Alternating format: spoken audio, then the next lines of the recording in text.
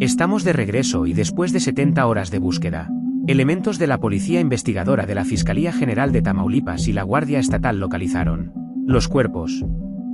Sí, como escucha usted, los cuerpos de los miembros del grupo fugitivo. El domingo, 25 de mayo, el grupo musical fugitivo se preparaba para su segunda presentación del día. Ya habían tocado en un bar de Reynosa. Pero ahora se dirigían a una palapa privada en la colonia Ribera del Río. El evento prometía ser íntimo, con público reducido y pago directo. Nada fuera de lo común para músicos que llevan años viviendo de los escenarios del norte. Los integrantes Francisco Vázquez Bosch, Víctor Garza, requinto, Antonio Durán, tuba, José Francisco Morales, requinto, y Líban Solís, manager, abordaron una camioneta GMC negra con instrumentos y equipo técnico. Se despidieron con rapidez, algunos enviaron mensajes a sus parejas, ahorita te marco saliendo. Nadie imaginaba que ese sería el último contacto. Según el rastreo de las antenas telefónicas, los 5 teléfonos fueron desconectados de golpe. De inmediato, sus familias notaron la ausencia de respuesta.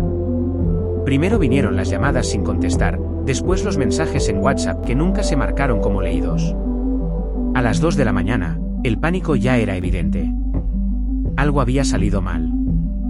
A la mañana siguiente, el silencio ya era insostenible. Las esposas, madres y hermanos de los músicos comenzaron a recorrer hospitales, retenes y agencias del Ministerio Público. En redes sociales, los carteles con los rostros de los 5 comenzaron a circular bajo la leyenda: desaparecidos en Reynosa. Última vez vistos el 25 de mayo. Ayúdanos a encontrarlos. La presión social no tardó en estallar. Músicos de otras agrupaciones regionales organizaron una protesta improvisada frente a la presidencia municipal de Reynosa. La consigna era clara: ser músico no debe ser motivo de muerte. Horas más tarde, una segunda protesta surgió en el puente internacional Reynosa-Alpar, donde ciudadanos exigían acciones inmediatas para dar con el paradero de los jóvenes. Ante el creciente clamor, el gobernador Américo Villarreal ordenó a la Fiscalía de Tamaulipas activar el protocolo de búsqueda urgente. La Policía Investigadora, la Guardia Estatal, el Ejército y la Comisión de Búsqueda iniciaron un operativo conjunto. Se rastrearon celulares, se revisaron cámaras del sistema C5 y se desplegaron drones en la zona de la colonia Aquiles Cerdán. El impacto en la opinión pública fue inmediato. El caso apareció en portadas nacionales, en noticieros de Televisa y Milenio, y fue tendencia en redes con el hashtag #Justicia para Fugitivo. Pero más allá del ruido mediático, lo que dolía era la sensación de que el crimen organizado había vuelto a romper lo sagrado, la vida de quienes solo hacían su trabajo. Durante las primeras 48 horas se barajaron hipótesis de todo tipo. Desde una confusión hasta una venganza contra alguien del entorno. Pero ninguna tenía sustento sólido. Lo único cierto era que 5 hombres habían desaparecido sin dejar rastro justo después de cumplir con una presentación pagada. Mientras tanto, los familiares dormían en la explanada de la Fiscalía. Las esposas lloraban abrazadas a fotografías, y un padre, con la voz rota, declaró ante las cámaras: mi hijo no se metía con nadie, solo cantaba. Lo único que quería era comprarle una casa a su mamá. Las autoridades comenzaron a cerrar rutas. A las 70 horas de iniciada la desaparición, surgió una pista concreta. Un dron de la Guardia Estatal detectó actividad sospechosa en un terreno abandonado junto al basurero de Aquiles Cerdán. Las imágenes térmicas mostraban un punto de calor persistente en una zona que debería estar inactiva. Era humo, y era reciente. Lo que estaba por descubrirse marcaría un antes y un después, no solo para Reynosa, sino para todo México. Porque lo que parecía una desaparición se convertiría en una de las escenas más dolorosas y brutales que ha presenciado el país en tiempos recientes. Y aun sin pruebas forenses concluyentes, en el aire ya flotaba una certeza colectiva: los músicos no volverían a casa. La madrugada del 28 de mayo, una columna de humo tenue emergía de una zona enmontada al oriente de Reynosa. No era visible a simple vista desde las calles, pero el dron de reconocimiento captó lo suficiente como para activar una alerta. La imagen mostraba un área de tierra removida, rodeada de escombros y envuelta en neblina artificial. Un foco de calor en un terreno donde no debería haber nada. Era un punto ciego, Una zona usada años atrás para quemas clandestinas de desechos en lo que quedaba de una antigua ladrillera. El lugar está ubicado en los márgenes del basurero del barrio Aquiles Cerdán, una colonia marginada, sin cámaras públicas ni patrullajes constantes. Para muchos, ese lugar ni siquiera existía en el mapa oficial. Pero ahí estaban. Al llegar al sitio, elementos de la policía investigadora, peritos forenses y soldados del ejército acordonaron el área. El olor era penetrante. La tierra seguía caliente, entre los restos chamuscados, comenzaron a aparecer fragmentos, zapatos, hebillas de cinturón, un micrófono derretido, parte de una cadena metálica, trozos de tela con bordados que coincidían con los uniformes de escenario del grupo. Los peritos no tardaron en dar con la verdad. Había cuerpos. 5, según los primeros análisis visuales, calcinados hasta el punto de deformación, pero no irreconocibles. Algunos tatuajes sobrevivieron al fuego. Un par de placas dentales también. Y gracias a una cruz de madera que uno de los músicos llevaba colgada en el pecho, el personal forense pudo cotejarla con fotografías publicadas en redes por sus familiares. ¿Era suficiente? No había margen para dudas. Los 5 músicos estaban ahí. Los habían asesinado y luego intentado incinerar. Lo que parecía un secuestro derivó en una ejecución masiva. Y lo que debía ser una búsqueda terminó en un operativo de criminalística de alto nivel. En ese mismo momento, mientras el equipo de servicios periciales recolectaba los restos, 9 personas fueron detenidas en las inmediaciones del lugar. Se trataba de sujetos armados, algunos aún con ropa impregnada de hollín. Uno de ellos portaba un radio de frecuencia encriptada. Otro tenía un teléfono celular vinculado a una línea previamente relacionada con extorsiones en la zona centro de Reynosa. Los primeros interrogatorios revelaron vínculos con la facción Los Metros del Cártel del Golfo, una de las más violentas de la región. Las armas decomisadas incluían 4 rifles de asalto, 2 pistolas automáticas, munición de uso exclusivo del ejército y 3 camionetas con placas alteradas. También se incautaron bidones con restos de gasolina y diésel, así como guantes, plásticos, machetes y una pala.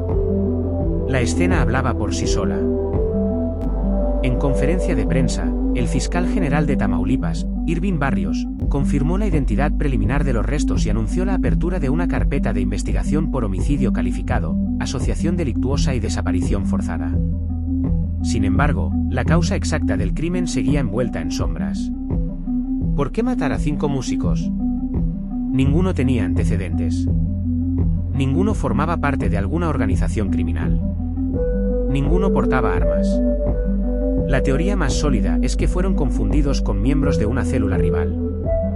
Otra posibilidad es que hayan sido víctimas de un levantón como mensaje hacia un tercero. Y una hipótesis más, la más temida, sugiere que fueron ejecutados simplemente por estar en el lugar equivocado a la hora equivocada. Mientras los fiscales buscaban razones, las familias solo buscaban despedirse. Los cuerpos fueron trasladados al servicio médico forense para el proceso de identificación genética. Afuera del CEMEFO, más de 200 personas aguardaban entre llanto y rezos, músicos, amigos, vecinos. Todos con la misma pregunta, ¿cómo fue posible esto? Fue entonces que desde Ciudad de México, el secretario de Seguridad Federal, Omar García Harfuch, rompió el silencio. En una publicación breve escribió: confirmamos con dolor la pérdida de 5 mexicanos inocentes. Los responsables están detenidos. La investigación continúa. No habrá impunidad. El mensaje fue compartido más de 60,000 veces en menos de una hora. Pero en Reynosa, donde el eco de los balazos aún resuena en cada calle, el dolor no se apaga con un tuit. No se apaga con un tuit porque lo que pasó en la ladrillera de Aquiles Cerdán no fue un error operativo. Fue una tragedia provocada y sus responsables no solo tienen nombre, tienen rostro, armas y un historial de terror. Lo que venía ahora sería igual de importante, hacer hablar a los detenidos. Harfuch ya tenía preparada su respuesta. En medio del horror que representó hallar los cuerpos calcinados de los 5 integrantes del grupo fugitivo, un detalle marcó la diferencia. En este caso, frente a cientos de crímenes impunes en el norte de México, los responsables no lograron huir. 9 personas fueron detenidas en flagrancia en las inmediaciones del terreno de la colonia Aquiles Cerdán. Algunos aún estaban manipulando restos y evidencia, otros vigilaban con radios de comunicación. Uno de ellos, según reportes internos de la fiscalía, grababa con su celular para enviar pruebas a sus superiores. Dentro de la estructura del Cártel del Golfo, facción conocida como los Metros, los capturados tienen edades que oscilan entre los 19 y los 46 años, todos hombres. Todos con antecedentes por delitos como narcomenudeo, portación de armas, extorsión o asociación delictuosa. Varios ya habían sido detenidos en el pasado y liberados por falta de pruebas. Algunos intentaron mentir sobre sus identidades. Uno presentó una credencial falsa con el nombre de un hermano muerto, otro dijo ser menor de edad. Pero no funcionó. Las pruebas eran contundentes: armas con rastros de pólvora reciente, ropa con residuos de combustión, restos humanos en las camionetas y una grabación de voz recuperada de un celular que decía claramente: "Ya quedaron, patrón". Durante los interrogatorios iniciales, los detenidos se mostraron fríos, en silencio. Solo uno, el más joven de 19 años, rompió a llorar cuando escuchó que las víctimas eran músicos. No sabíamos que eran músicos, alcanzó a decir antes de ser separado del resto. La investigación se aceleró con apoyo de la Secretaría de Seguridad Federal. Omar García Arfús, informado desde la madrugada del hallazgo, solicitó de inmediato el cruce de datos entre plataformas de inteligencia militar, CNI y registros penitenciarios. El objetivo: mapear la red completa detrás del crimen. Lo que encontraron fue un patrón repetido: los mismos nombres, las mismas rutas, los mismos territorios en Reynosa, controlados por células que operan como pequeñas corporaciones criminales. Uno de los detenidos figura como operador logístico, es decir, encargado de trasladar víctimas de un punto a otro con rutas previamente marcadas y puntos de escape. Otro estaba fichado por ser parte de una estructura de halcones, responsables de vigilar entradas y salidas en la zona urbana. 3 más formaban parte de un grupo de choque vinculado a extorsiones a comerciantes y bares de música en vivo. Todo estaba conectado. En el terreno donde se encontraron los cuerpos se incautaron además 3 bidones de 20 litros con restos de gasolina, una libre con fechas, nombres y cifras en pesos mexicanos, un radio de comunicación con frecuencia encriptada, 3 celulares con contenido audiovisual aún en análisis, 2 armas largas de uso exclusivo del ejército, varios restos de ropa civil y equipos de sonido parcialmente destruidos. La Fiscalía General del Estado confirmó que los 9 serán imputados por homicidio calificado, desaparición forzada, delitos contra la salud y asociación delictuosa por el grado de saña y el intento de ocultamiento. Se solicitará prisión preventiva oficiosa y traslado a un penal federal de máxima seguridad. Pero entre todos los datos, uno generó especial preocupación: ninguno de los detenidos quiso decir por qué mataron a los músicos. Ninguna declaración. Ninguna explicación. ¿Fueron confundidos? ¿Había algún mensaje detrás? ¿Fue una orden sin sentido, una represalia equivocada? La hipótesis más fuerte hasta el momento es que los integrantes del grupo fugitivo fueron levantados al llegar a la Palapa Ribera del Río, donde supuestamente darían el segundo show de la noche.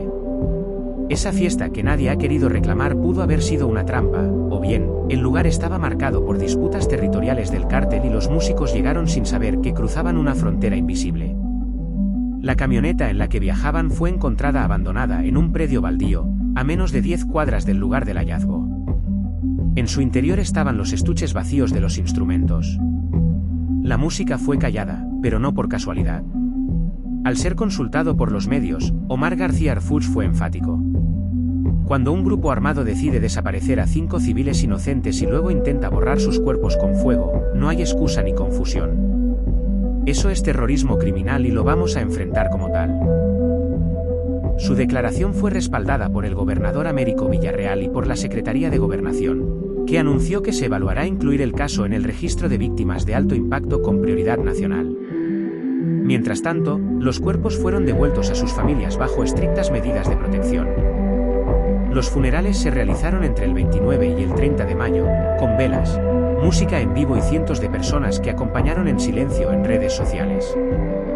Miles de músicos del país cambiaron su foto de perfil por la imagen del logo de fugitivo en fondo negro. Y aunque se capturó a los asesinos materiales, el país sigue preguntándose quién dio la orden.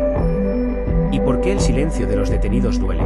Pero más duele saber que la música puede ser motivo de muerte en un México donde el arte se vuelve blanco del crimen durante años. La consigna en zonas de guerra narco ha sido clara: no hables, no mires, no preguntes.